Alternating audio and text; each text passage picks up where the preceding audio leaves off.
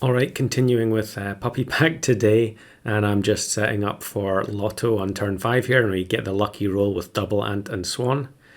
And this video is kind of ended up being a companion piece to yesterday's one, which for reasons that you will soon discover. But here on turn 5 we level and I get Bison, which is basically the worst thing that it could be because I always ignore Bison. However, here I get lobster double Bison, and I decide, you know what, I've ignored Bison so many times. I've got 2 of them. Let's just take it and see what happens. So, Rev GT, look away now.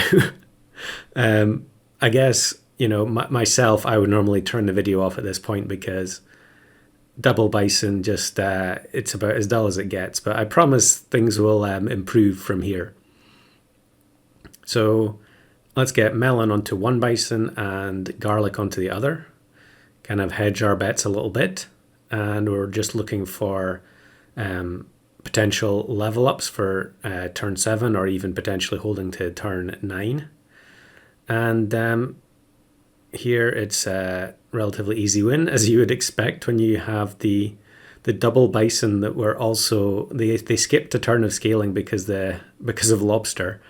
I also at this point, because I have 4 hearts, and a lot of the time when I've been doing these pack 2 runs, I've been losing a lot of the early rounds, and so I don't really have the lives or gold to spend on buying cans, but there I have frozen one because with the swans it's not too bad.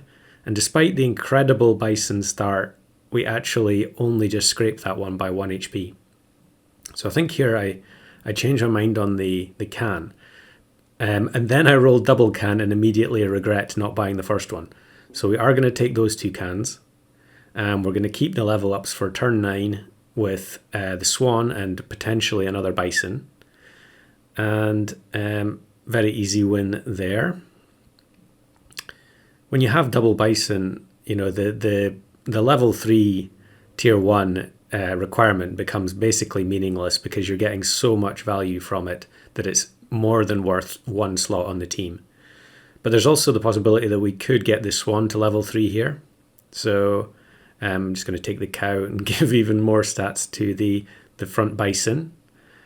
And we get matched with buffalo plus llama, but the front Bison solos both of them, which is kind of depressing when you think about it. I guess this is literally why people run the Lotto strategy, because this is what they want. They want to triple level, get Bison, and then just autopilot the rest of the game. Now here I actually get very fortunate to roll the extra swan so that with the chocolate I can double combine the swans and then the ant can be sold. And here I think, the melon's not going to matter in the slightest because the Bison stats are so big. And I'm going to level the swan, and then actually I think we can pill the ant. Ant has been changed on the test server, so it won't really be as valuable to pill it anymore, but I think it's going to give plus 3/3 instead of 6/3. So now you can probably guess what's happening here. I'm rolling for chicken. Now that seems utterly pointless at this point. 7 wins turn 11. We've got the 2 huge Bison. We don't really need to go for chicken, and we really don't have the time for it either. Normally you need a lot of rounds. Now we do have hearts, so we can throw, but that's only going to last a certain amount of time. And there you can see I got baited by the double swan roll. I thought I rolled double chicken. And here I'm actually doubting myself that I should just go for level 3 Bison achievement. And if you pause the screen there, you could have seen that I don't actually have it, which is no surprise because I never play it. But here we get the chicken, and with the double chocolate, we're just going to go for the level up straight away. And this person has 1 up deer at the front. I don't think it made any difference. Maybe it might have been a bit closer if the deer had been able to trigger there, but So we level chicken to level 2 and we start scaling the shop on 9 wins. And I combine the bison together because with both of them on the team, the chances are we could win by accident. And I'm thinking about leopard here, and we're going to take it and just hope that the one bison by itself is not good enough to win. And actually, in retrospect, I should have just sold the bison straight away. But for whatever reason, I was relatively confident I was going to lose. It's reasonably close, but yeah, we do lose in the end. And I think after risking it there, I realized that keeping the bison was really, it'd been on my team far too long.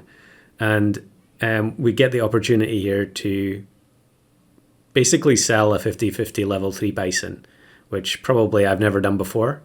So now I realize, I would rather buy the beetle and then buy the leopard. In fact, just sell the beetle, because we really definitely want to lose. There's no need to keep the beetle on the team. And we roll into another leopard and a chicken. Now, I can't remember if I take this chicken or not. I think I'm thinking about it for quite a while, but I think actually we don't necessarily need it. I think it's more valuable to have the gold. And because I want the leopards, and I actually didn't mention this, but this is why it's a companion piece to yesterday's video, because in that video I said you pretty much need buffalo on turn 5 to get this going.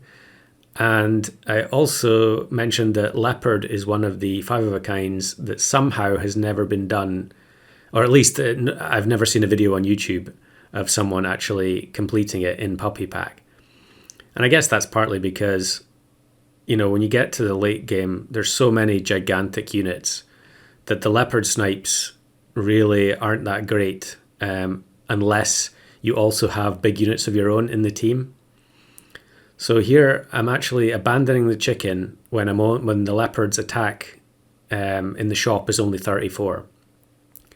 And that's kind of, it feels kind of risky because, the damage output here is not that great. We have no equipment at all.